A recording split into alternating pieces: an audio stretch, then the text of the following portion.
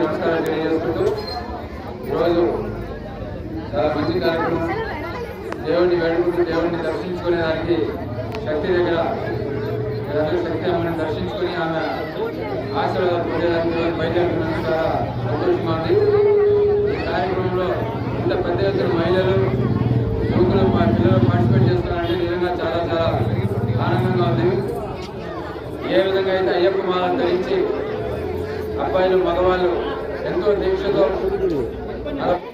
దీక్షతో ఉంటూ ఇంకో పక్క కుటుంబాన్ని కూడా మీరు చూస్తూ ఉంటారు. అన్ని పనులు చేస్తారు, ఇంట్లో వంట చేస్తారు, పిల్లల్ని పెంచుతారు, పిల్లల్ని స్కూల్కి పంపిస్తారు, భర్తను చూసుకుంటూ అన్నీ చేస్తారు.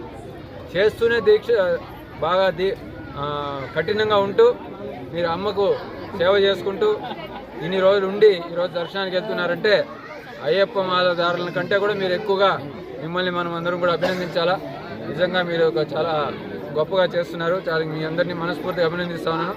మీరు క్షేమంగా వెళ్ళి అన్ని గుళ్ళు చూసుకొని అది ఒకటే పోతారు, ఇంకా చాలా గుళ్ళు వెళ్తారు. అన్ని గుళ్ళని చూసుకొని అందరు దేవుళ్ళని మీకోసమే కాకుండా కుప్పం వాళ్ళ గురించి కూడా మీరు అందరూ ప్రార్థించాలని, మంచి జరగాలని ప్రత్యేకంగా ఈ ఊరు నాయకులు మీకు ఎంతో చేస్తున్నారు. నారా చంద్రబాబు నాయుడు గారు, నారా భువనేశ్వరి గారు, లోకేష్ గారు మీకు ఎంతో చేస్తూ ఉన్నారు. వాళ్ళందరి యొక్క బాగు కోసం ఈరోజు వాళ్ళు సంతోషంగా ఉంటే మనమందరం సంతోషంగా ఉంటాం.